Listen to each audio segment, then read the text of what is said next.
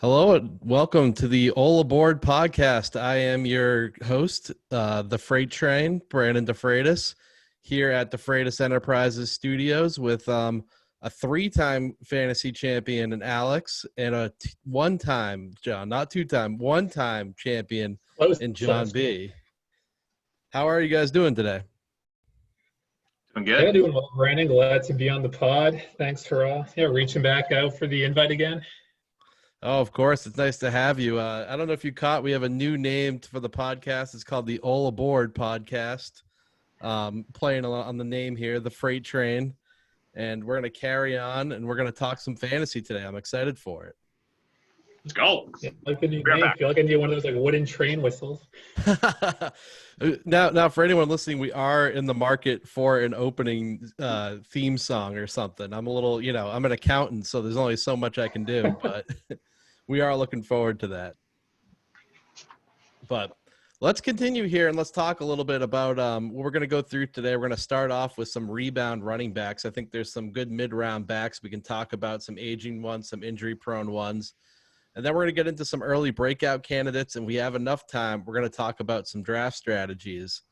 But we're going to jump right into the rebound running backs. And I think, John, and if you guys think of any others you want to go through, definitely bring them up. But there's 5 right now, I think, that are available after round 2, according to their current average draft position. And that's Todd Gurley, David Johnson, James Conner, Le'Veon Bell, and Melvin Gordon.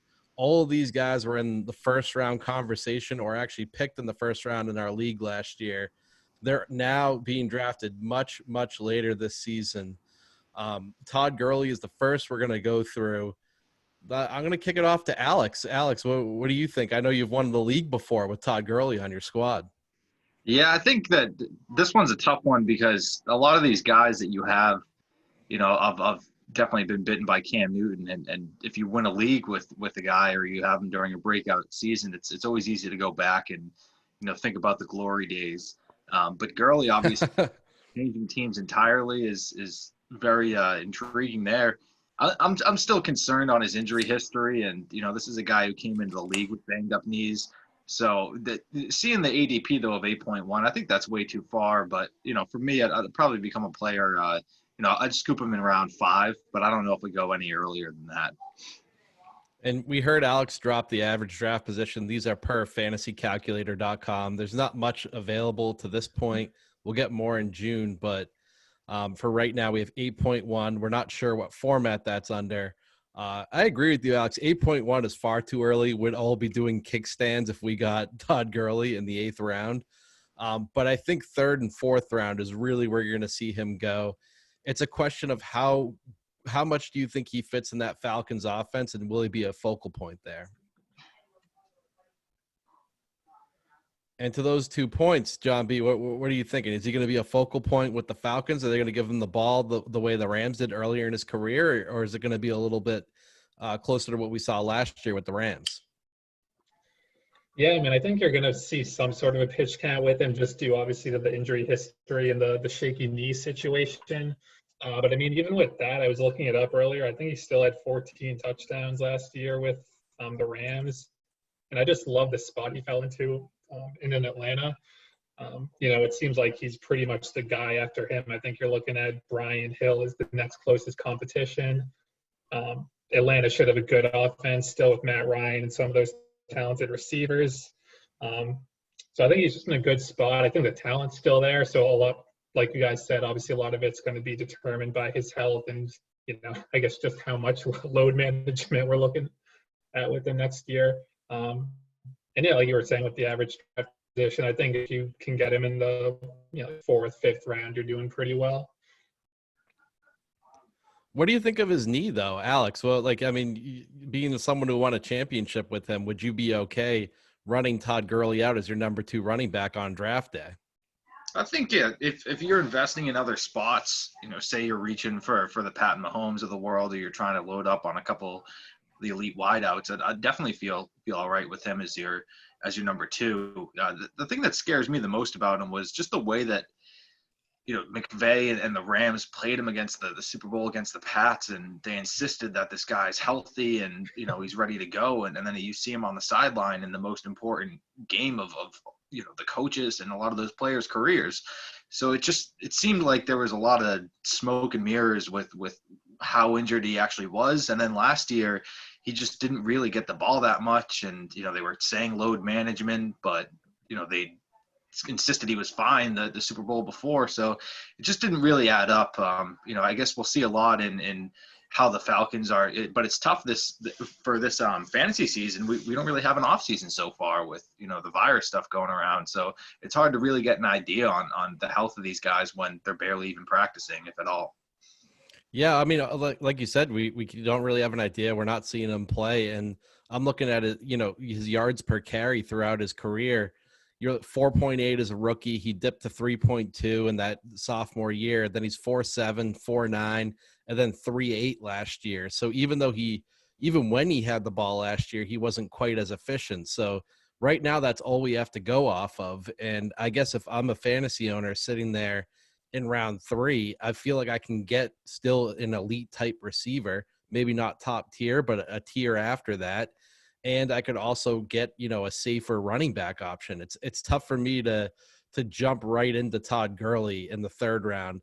I'm thinking more in that early 4th range where I'd be more comfortable going in. Uh-huh. And the other thing with Gurley too is how involved is he going to be in the passing game? Because I think that's where his value is truly going to come from. Devonta Freeman wasn't super involved in the passing game in the last few years, and that dipped his value. If more of the same comes for Todd Gurley in Atlanta, I think you could also have some concern there as well. Yeah, I think the one shot that we had is, like John mentioned, the Brian Hill.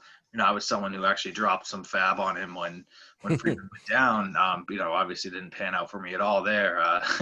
But he just didn't look that special. I think as a backup, he looked all right. But when he actually got the keys and was the lead dog, he didn't really do too much for the Falcons there. So, I don't think that there is much to stop Gurley from being in the passing game, except the health of his knees, which is, the biggest question mark. Oh, yeah, certainly. So let's go from Todd Gurley to, I don't mean to keep picking on you with all these early round guys, Alex, but you've owned a lot of these players. I should say former early round, but we're going to move on to your 1st round pick last year, David Johnson, current average draft position of 6.3. Where's your temperature right now on DJ, Alex?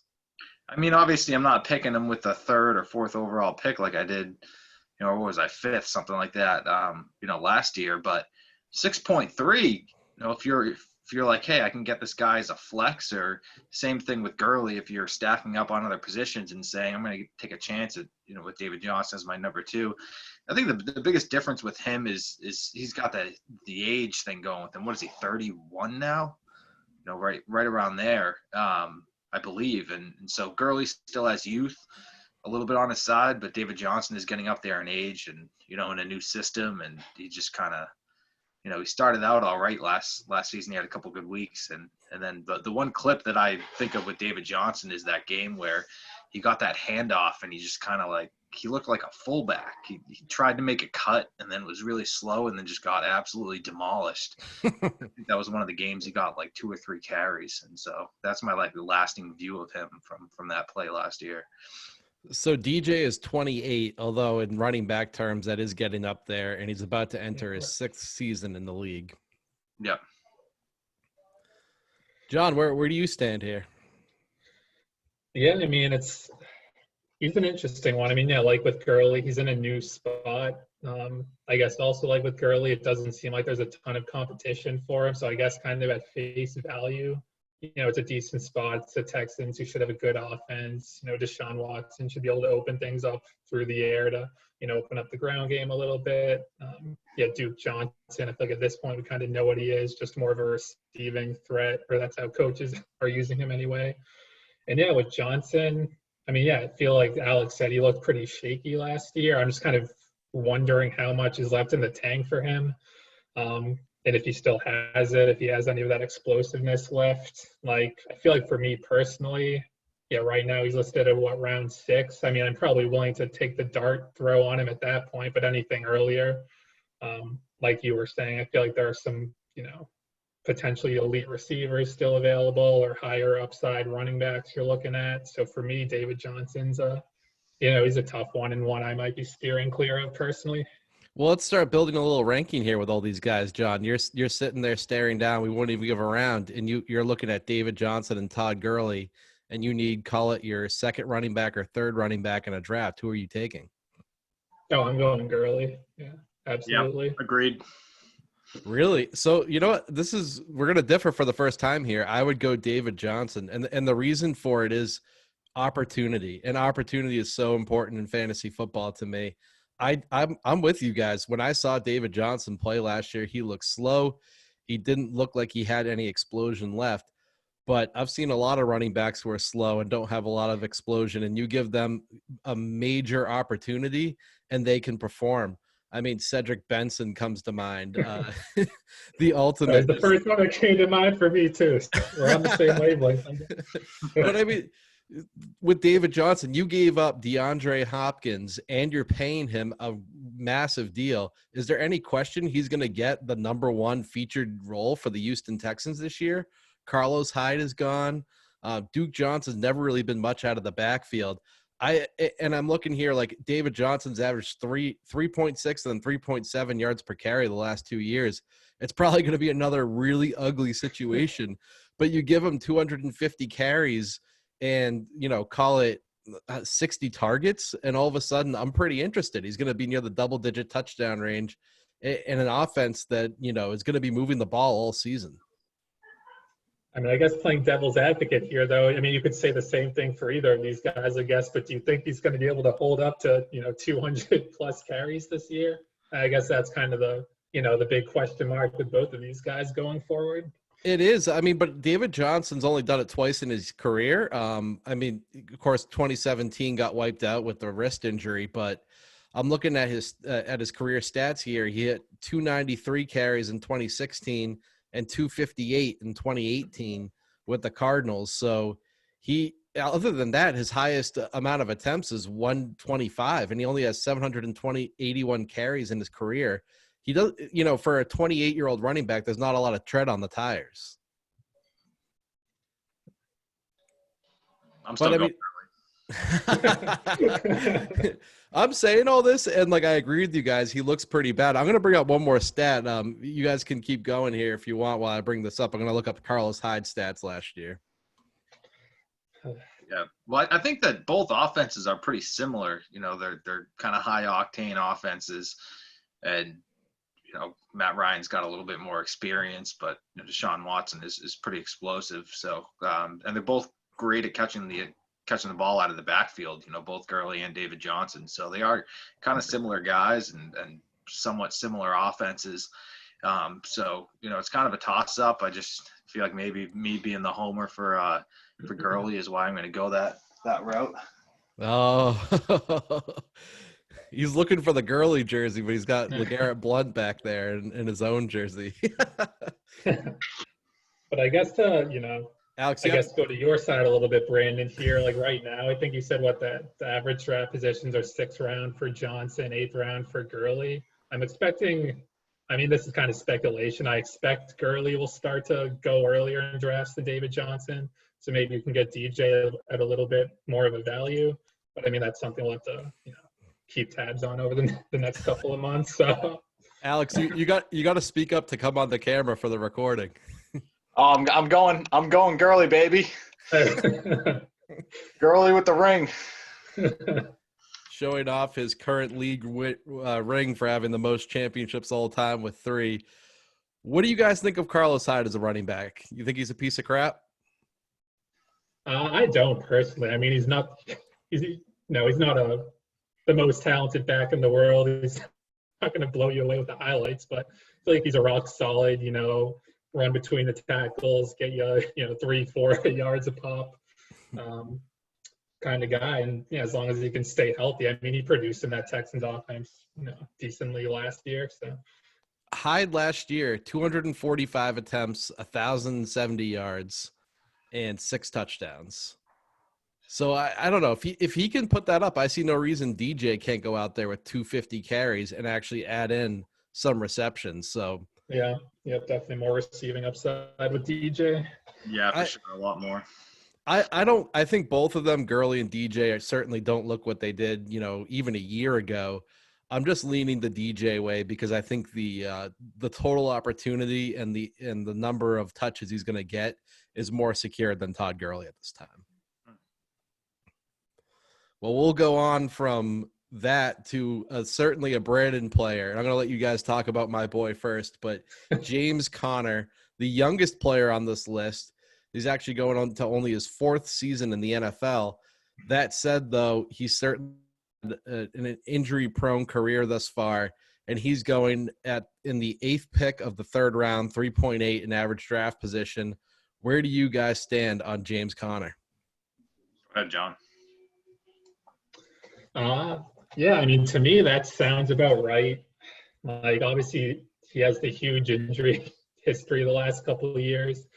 So, I mean, like with all of these guys, you're really in the same boat of kind of rolling the dice. You have the injury asterisk, but like you said, Brandon, Connor's still young. He doesn't have a ton of tread on the tires.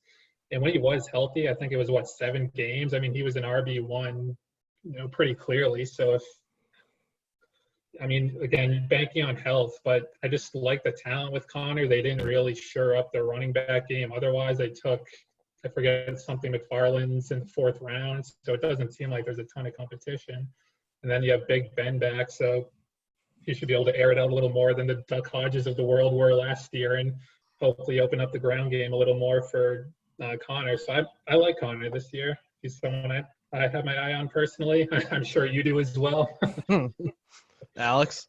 Yeah, I think that the key with someone like Conner is, last year you drafted them obviously to be the focal point and to be the number 1 back and rely on him. And I don't think you want him to be that guy on your squad.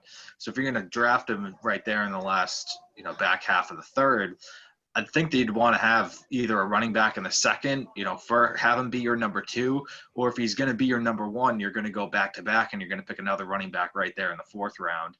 I just don't think you want to have this big gap of, Connor's my guy, and then I'm going to have some other guys to, contribute to it. I think you want to have a solid number 2 right behind him, or have a number 1 and really roll the dice on him in number 2, and then it doesn't matter as much. I do think with Big Ben returning, that's going to be huge. We saw even someone like Todd Gurley, and I think Gurley has more talent than Conner, but that 2nd year that you mentioned, the sophomore year with Gurley, his sophomore slump, a lot of it was that teams were just putting 8 men in the box. I remember that season all year long, they were just stuffing the box for Todd Gurley, and he wasn't really effective. I think a lot of that happened with James Conner once they got the 2nd and 3rd string quarterbacks in there. So Big Ben returning does make it, pretty attractive. I think that's a good spot for him in the 3rd. And, like I said, I just want to have a running back around Conner, whether right before or right after, if I'm going to draft him. Yeah, I've been the owner of Conner both of his productive years in our league. The issue with James Conner, like Jon B inferred right earlier, was it's all injury. When he's been on the field, he's been very productive. He's been a number 1 fantasy running back, a top 10 guy almost every, not like weekly, but when he was on, he was a top 10 guy. So Big Ben returning is definitely big. I think one concern I do have for James Conner outside the injuries is the fact that the offense isn't going to be as explosive as it was during his big breakout year, his first year at runner, because, the Steelers have a good defense now. They don't have to be that air it out team that's throwing to Antonio Brown and Juju and putting up all those points. They're going to ground and pound. And yeah, that's more carries for James Conner, but I think it's probably going to be less scoring opportunities for him as well. And, that's where he has gotten a lot of his fantasy value since he's been playing is on the goal line. He almost doesn't belong on this list because I think Gurley, DJ, Le'Veon Bell, Melvin Gordon are all in like the twilight of their career, so to speak. They're older players, whereas James Conner is just, he's a younger guy who just can't stay healthy, can't stay on the field. And to that point, John, I played you in the finals. Conner got nicked up and he was out. He left the game. That's a killer for you in fantasy football when you have a player injured mid-game who comes out. And that wasn't the first time. That was about the fourth time that season that he did it to me. That's just really tough to recover from. And that's what I don't like about James Conner is, I've had Zeke before, and John, you've seen this too. Zeke doesn't come off the field. It doesn't matter if he gets nicked up. Like, he's staying in for the whole game. So I do have concerns there. That being said, I think if I were to continue to rank them just because of the youth and the fact, like Alex said, Big Ben coming back, I would go Conner, DJ, Gurley. You guys were Gurley, DJ, so I'd be interested where you guys have James Conner there. He's definitely ahead of the other two on my board. All right. Yeah, for me it's tough. I mean, I definitely have DJ third. The other two, I probably would go Conner one just because he is younger. Like Gurley, his arthritis could just flare up. He could just really be done for all we know. At least Conner, I feel like, a lot of it could just be pain tolerance, like you said, Brandon, and hopefully just fighting through injuries a little more. I guess not that we should be rooting for that necessarily. Yeah, I just think the upside is there. Like, if I can get a potential top 10 back, like you said, in the third, fourth rounds, I mean, that's a steal. You're getting big production out of him, and you can stay on the field for the majority of the season. Mm-hmm. Alex had the good point where I've had James Conner as my number one back in a couple of seasons, and you just can't rely on him because he's not healthy enough. But if you can have him as your number two and you have a strong number three to mix in when James Conner's not playing, could be a good arrangement for your fantasy squad. Mm-hmm. From James Conner to the man he replaced in Pittsburgh, we're going to talk now about Le'Veon Bell. His average draft position is a tick above James Conner's right now at 3.5. Where do you guys stand here? It feels like it's been a while since we've seen the Lev Bell of the Steelers days. Yeah, I guess I'll take this one first. He's a really tricky one. I think going into last, he took the year off and then going into last year with the Jets, and I think his ADP was probably a little bit above what it is here at round pick 5 in the third round. But I'm not really sure. I'm kind of going on flying by the seat of my pants here. So I think I'm gonna have to think about where I'm gonna rank him at the end of this segment. All right. So I'll pass it over to John for now. Yeah, no, I mean, I'm kind of with Alex. Like, I tend to lean towards liking Bell overall at the third. You said what, third round he's going? Third round, pick 5. Yep. Yeah, so I do like him, but yeah, there are just so many question marks. I feel like he had the year off. He was kind of banged up last year. Just, this is kind of a lazy argument, but it's still the Jets. Adam Gase is the coach. I kind of question just how proficient that offense is really going that year. That's funny. I was actually just thinking that. I was thinking, when's the last time a Jets running back has been fantasy relevant? Like, right. Really, when is it? I can't remember the last one that. Yeah, they've had Bilal Powell and lots of garbage there the last couple of years before they got Bell, but yeah, I feel like there are a lot of variables and question marks kind of tied to him. Not to mention, you can kind of make all the jokes you want, but they signed Frank Gore, who he may be hobbling, for 3 yards a carry, but it seems like teams still love giving him touches, so that could siphon off some of Bell's upside in terms of volume. Yep. So, Alex, I feel like Thomas Jones is the answer to your question when the Jets were competing with the Pats there. That was a long time ago, though. You're thinking 2010, 2009, that era, since the Jets have had a fantasy relevant running back. Well, the argument for Le'Veon Bell is similar to the argument, I think, for David Johnson. It's volume, volume, volume. Bell piled up 245 attempts and 66 receptions last year. The problem was twofold. Number one, he was averaging 3.2 yards a clip on the rushing attempts. And then he only had 3 rushing touchdowns and 1 receiving touchdown, which plays to your point, Alex. They're not scoring. Where's the fantasy value? So I think Bell is a safe pick as your put up 10 points a game in a half PPR format running back too. But I think it's tough when you're staring down other players in the 3rd and 4th round of a fantasy draft who have much higher upside than a Le'Veon Bell. So I guess it's team based. if I'm sitting there and in the first 2 rounds, I'm just going to rattle off a couple players. Maybe I would have picked up, Tyreek Hill and, man, it's hard to think of a running back, or maybe I get Clyde Hilaire, who these are high upside players, and I'm not 100% sure they're going to be low baseline necessarily. Maybe, in the 3rd round there, I pick a Le'Veon Bell to just be the engine for the team, just the high floor guy. But I mean, I think the player is pretty much, I don't want to say done, but I kind of do want to say done. I know the offensive line was bad, but 3.2 yards of carry is atrocious. Yes. It's no way you want in your number 2 running back. And I guess for me, when I'm in the first 3 rounds of a fantasy draft, I'm picking players that I'm trying to win a championship with. I'm not trying to pick like the solid guy. I feel like I can get a solid guy later, and I feel like I could get David Johnson later than Le'Veon Bell right now and get a similar volume in terms of what he's going to get. Yeah, there's not the injury risk that there is, necessarily with Johnson, or, Bell doesn't really have an injury history. So that's one thing kind of going for him. They did draft an offensive tackle in the first round. I think it was Mekhi Becton from Louisville. I hope I got the right tackle. There were a lot drafted, but so the offensive line should be a little bit better. I guess I'll take the first stab at it here. I was Connor, DJ, and then Todd Gurley. I think I would be Connor, DJ, Le'Veon Bell, Todd Gurley. And the reason being that I just don't think Le'Veon Bell really has it anymore. It's been since 2016. No, well, since 2017 that we saw the Le'Veon Bell who was efficient. And I don't like the fact that Adam Gase went out and brought in the infinite Frank Gore. I think that's kind of an ominous sign, and he's been talking up other backs in the offense. So I'm going to put my money where the Houston Texans put their money in DeAndre Hopkins and take DJ slightly ahead of Le'Veon Bell. All right, interesting. Yeah, I guess I'll go next. I mean, yeah, I like Connor one just for the upside. I still like Gurley too. I mean, we'll see that the yards per carry was down a little next year. I think he still has a little left in the tank, and I do like the landing spot there in Atlanta.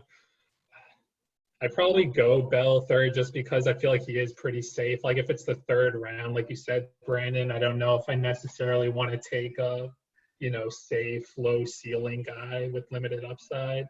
But what these guys are talking about and David Johnson, I guess I just personally have a bad feeling. I kind of think he might be done or like get injured or something. But yeah, I would just go him 4th out of these guys.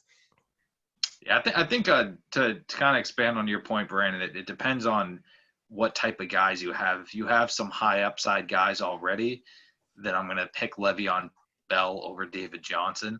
But if I'm really going to shoot for, trying to get as many breakout points as I can, I think looking at that Houston Texans offense, then I'm going to pick David Johnson ahead of Le'Veon Bell. So I think it depends. I know it's kind of a cop-out, but it depends. For me, it depends on the other guys that you have before him, which type of guy you want. If you want the high floor guy or you want the higher ceiling, I think, and David Johnson on the Texans. All right. Well, I agree with you. You're completely right about it depending, but, we are building ranks here as part of the segment, Alex. So I'm gonna push you to make a selection.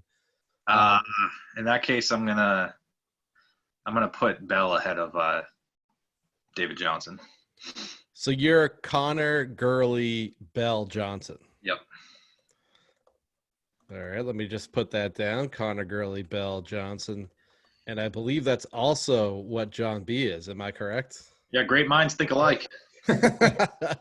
Right. Hey, look, I'm just going to go. I'm usually the one out of the 3 of us who is the worst during the draft, and I slowly manage my way and con people into trades into, building a good team. So, maybe I'll do that again and let you guys dominate the draft. Well, the next player on our list we got to here is Melvin Gordon. This one surprised me, and I don't want to sway anyone by saying this, but he had the highest average draft position of these 5 players. Melvin Gordon going at 210, 10th pick of the 2nd round, and he's now in Denver. I'm going to kick it off to you, John, to tell us your thoughts on Melvin Gordon to start here. Yeah, for me, and again, these ADPs, like it's May, we're drafting in August, so there's plenty of time for this to kind of shake and, shift around a little bit. But if we're talking just in terms of the value where you're drafting these running backs, I do not like Melvin Gordon in the second round.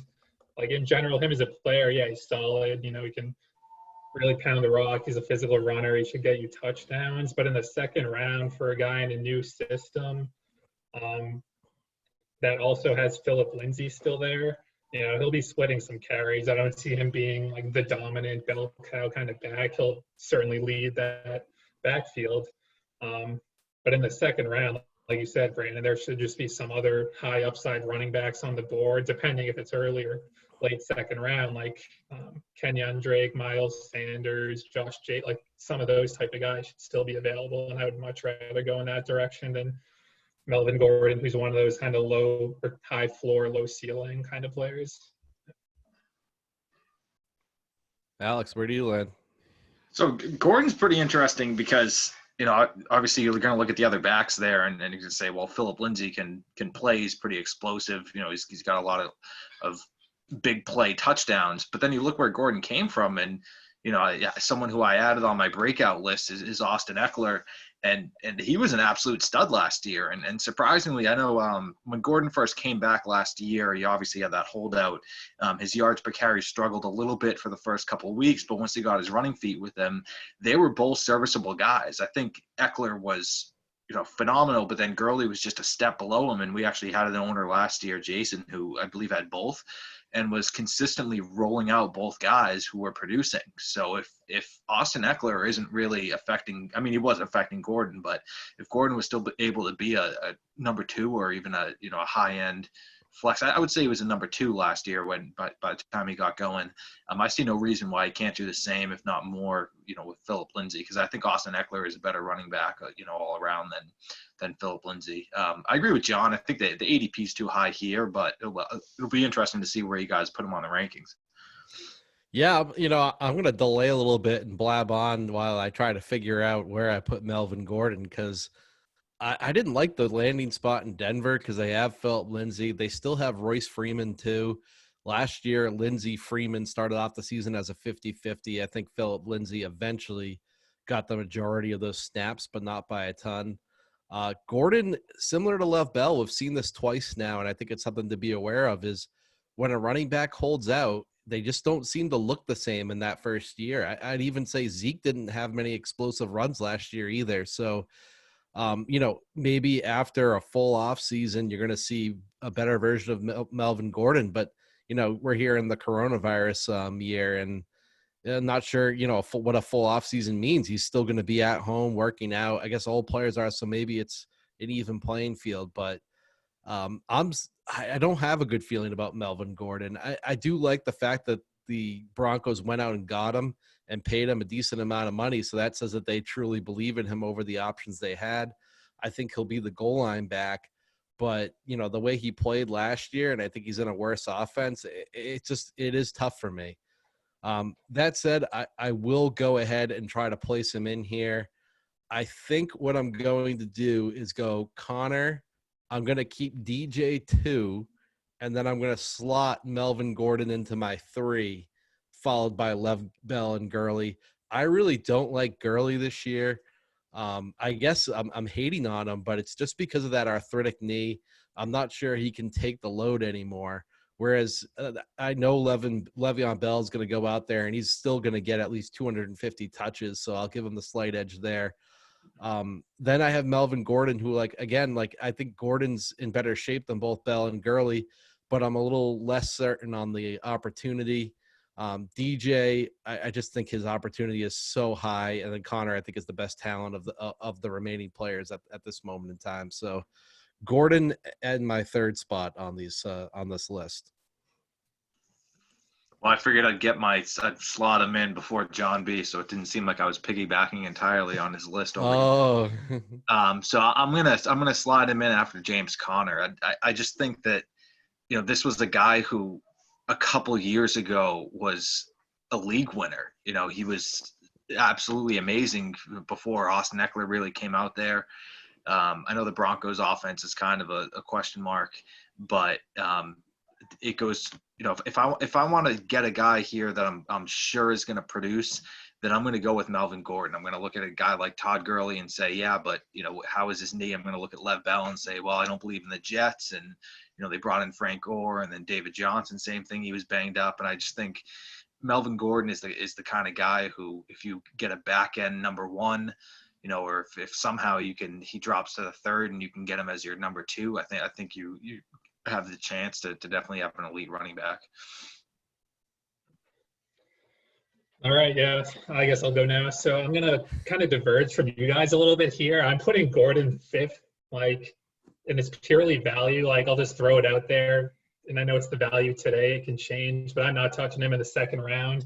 There are guys there I'd much rather have, whether it's running back, receiver, quarterback even. I just don't think the upside is good enough with Gordon.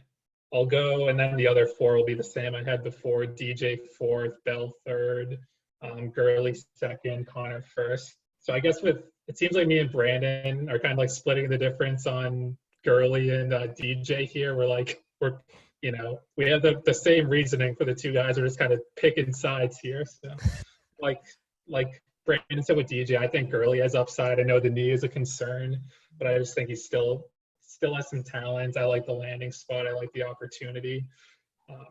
And I do agree with you. DJ has opportunity as well. So, we'll see if either of those guys or both of those guys can, reach their potential this year. Well, John, you can't move your other guys now that they're ranked, so just want to. Yeah, no, I'm still putting Connor 1st. Just want to throw that out there. I have to push John a little bit here. He pulled a Bill Belichick. He changed the game in the middle of us playing, bringing out the value element of the average draft position. Straight up, are you still Melvin Gordon 5th? Straight up, in terms of talent, I do. If we're going talent. Whoa. You're changing the game again, not in terms of talent. You're sitting there. It's top of the 3rd round, John, and you have your choice of these 5 players. What is your list? Yeah, Connor 1, Gurley 2, Bell, DJ, Gordon. Okay. All right. I wasn't sure.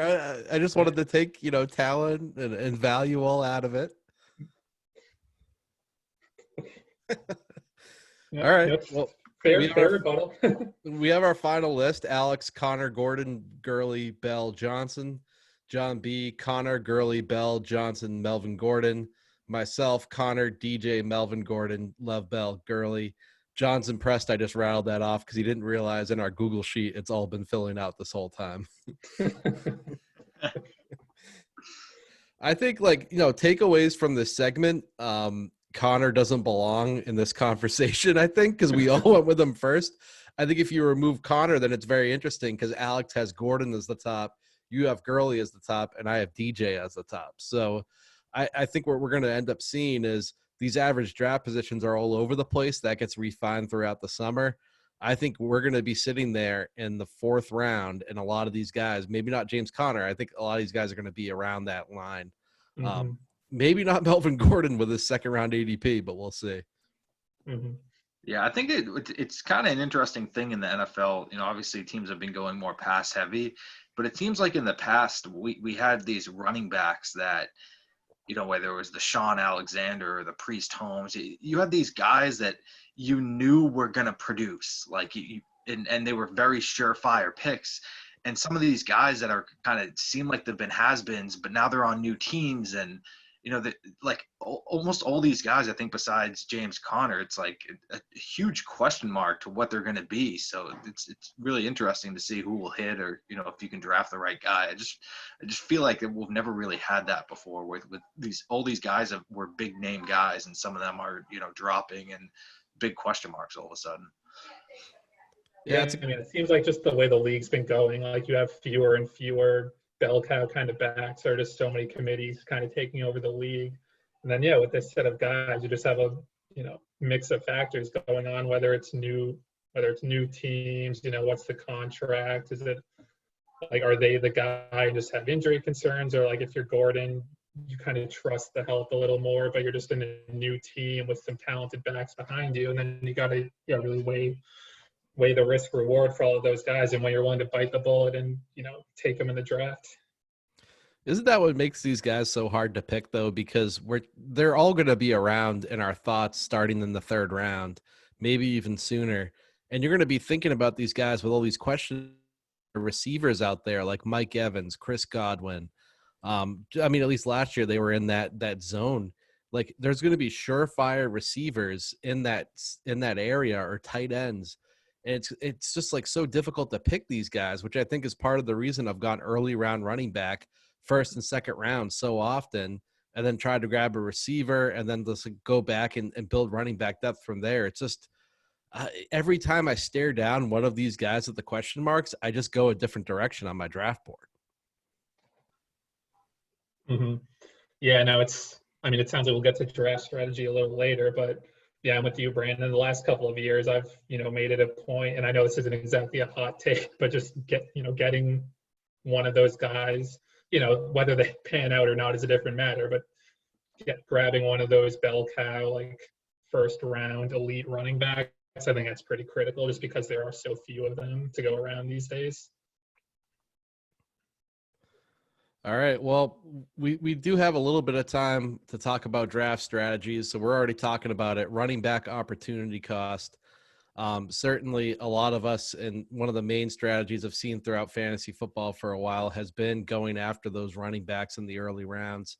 And I guess what I wanted to talk about in this was just when you're sitting there in the draft, you could load up. I know last year in our league, for instance, Tom drafted a ton of receivers and it looked great, but no one would trade with him because especially in our format where we have two flex players, there's just so many different players you could mix into those flex spots that you don't really run short at the wide receiver position at all. I mean, we do two receivers, and then you can flex two if you want, or you could play another running back. So I think because there's such a shortage of running backs, get opportunity.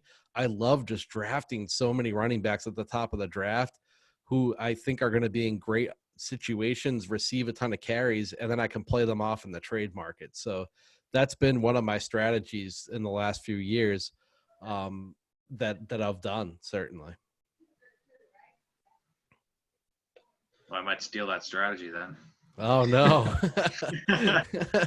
Well, I know it's funny because the opposite side of that strategy is Jon B, who I call Jon B the all-star team strategy. Jon fills up his lineup, and he has a great lineup, and then he just tries to figure out the bench during the season. And I mean, last year you hit on every single one of your starting lineup players, Jon. You ended up with 4 receivers in the top 12. You ended up with Dalvin Cook and Zeke. You ended up picking up Darren Waller off free agency. You had a star lineup, but then your undoing was the fact that you had no bench on the playoffs. I mean, you want to talk a little bit about your strategy in the draft usually? Yeah, sure. I mean, I feel like personally, so last year I went running back the first 2 rounds, and then just kind of like a receiver run in the middle rounds, which normally I wouldn't necessarily do. I feel like it was just kind of, draft flow and the way players fell to me. But yeah, generally I kind of like to go with the balanced approach where like the first 2 rounds, ideally I'm getting, an elite running back and then a receiver, in either order, depending on where you're picking in the, we do a snake draft, so where you're picking in the round. Yeah, to Brandon's point, like last year, I think I only picked 4 total running backs in the draft. So I kind of hamstrung myself with depth throughout the season. And to Brandon's point about making trades, and at least with our league in particular, it seems like, quarterbacks and receivers, you can have these super talented players, but a lot of times, the perceived value from the other side of things isn't there, and people aren't necessarily willing to, pony up the price for them that they might for, just a, middle of the road running back, just because there are fewer of those guys to go around. But yeah, in terms of overall strategy, I like to try and go balanced. Like I know there are some, trendier approaches in recent years, running just loading up on receiver earlier, like Brandon kind of mentioned with Tom last year. That's not my favorite way to go. I like to certainly grab at least 1 elite running back in the first rounds if you can. Yeah. Now you mentioned, Jon, the trading for running backs. What's your strategy on handcuffs? Because it seemed like I couldn't trade you Alexander Madison for a used Kleenex last year.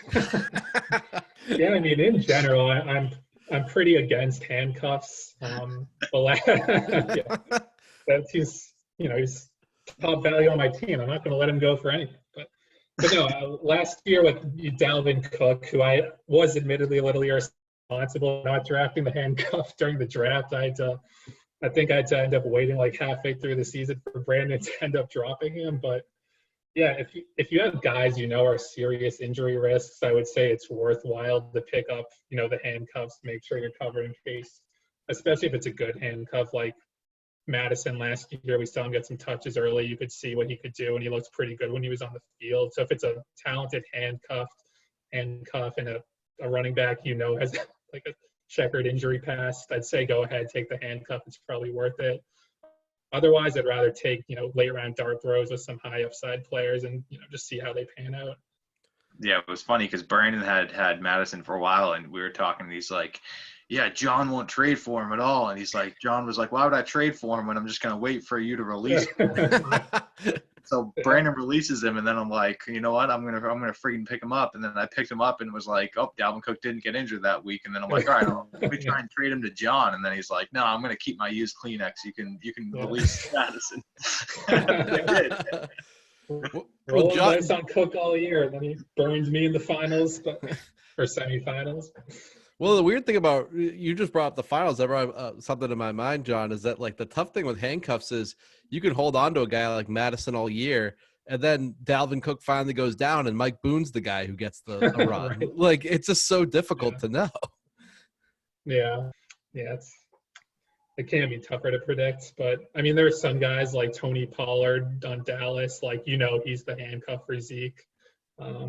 So a guy like that might be worth picking up. But again, like you alluded to earlier, Zeke doesn't usually he'll play through injuries. Never really been out for extended period due to injury anyway. He's had some suspension problems. But, in terms of health, yeah, he's had a good history. So I'll bring up another draft consideration, and that's injury risk. We talked about it with James Conner. We're not old Kevin Lee here where we can predict who gets injured and who doesn't.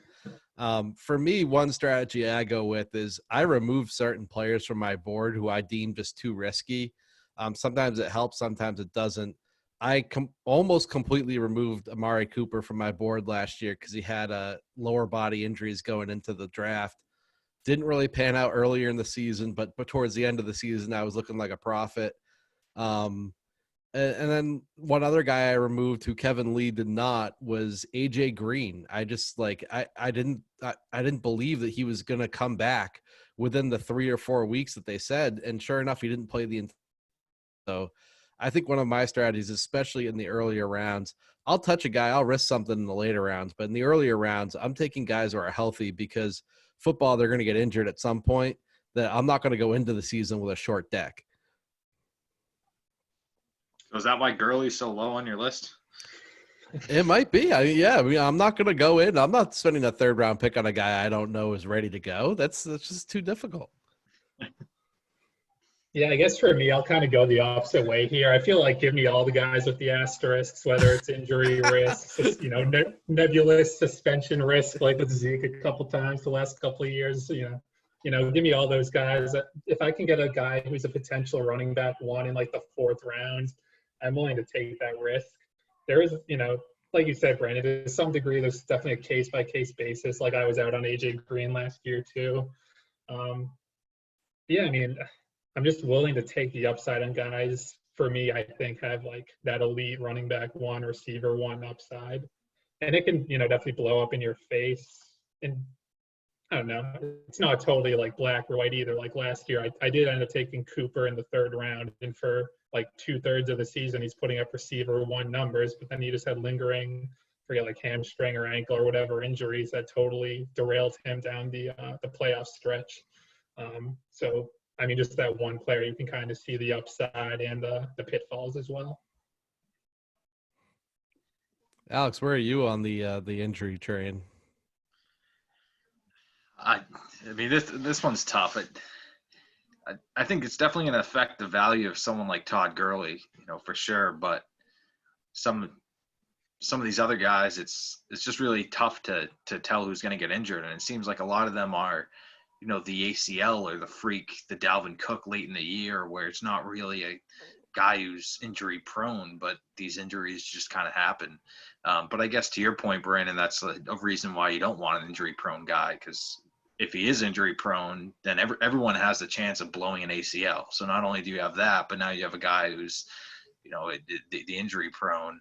But as Jon mentioned, it's just a risk reward thing. If you can pick up one of these guys later than they would normally go, and not get any injuries all year like Jon did until it really mattered, then, it obviously ends up working out for you. Or if you can predict injuries, like Kevin Lee knows who's going to get injured and who's not. So. Get him on the pod next time. I want his insight. Yeah, we should get him on. We should. Draft day Jon B is a riverboat gambler. He just takes wild shots left and right, and it's been panning out lately. Yeah. I think the last thing I was going to talk about was late round quarterback. It's a popular strategy, but we got to get into our early breakout candidates. So all I'm going to say is, Jon, I want your soliloquy on why the late round quarterback strategy has been in your mind most years, but hasn't been executed.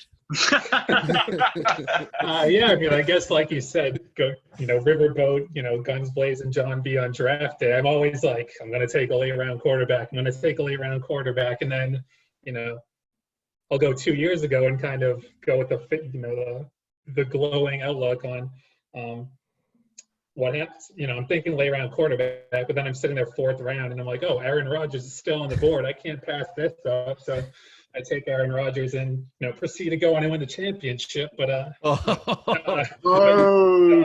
but no, realistically though, I'm a big proponent of the late round quarterback. Like, I know last year Brandon got Lamar Jackson in the double-digit rounds. I got Dak Prescott in the double-digit rounds. I've gone like Matt Ryan, I think his MVP year in double-digit rounds.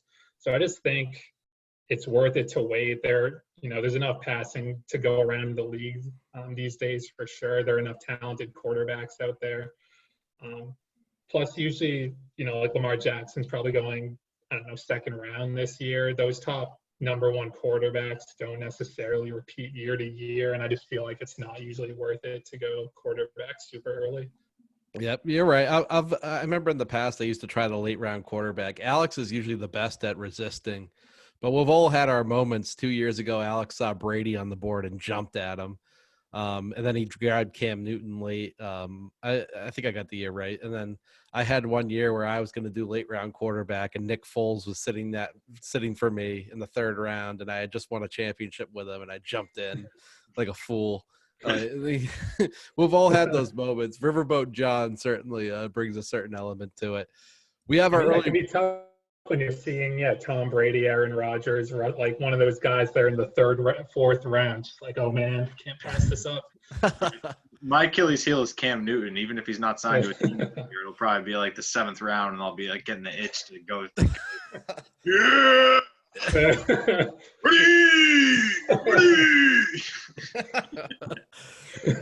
It's so true though. When you win a championship with a guy, you're always more inclined to just draft him way too early. Like later on, you're just like, you have the memories, and I've already caught myself like thinking where I'm going to pick Lamar Jackson, and I'm like, slow the roll. Well, early breakout candidates.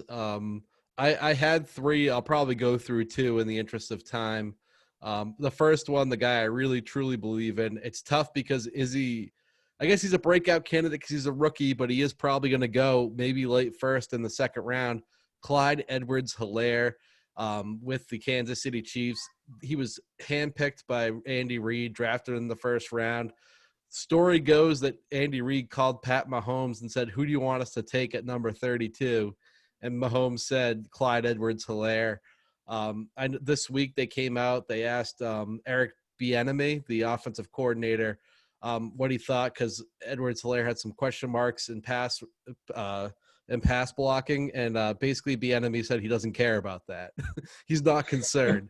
So for me, I know they don't have a lot of money tied up in Damian Williams, so much so that they went and they got out LaShawn McCoy right before the season last year.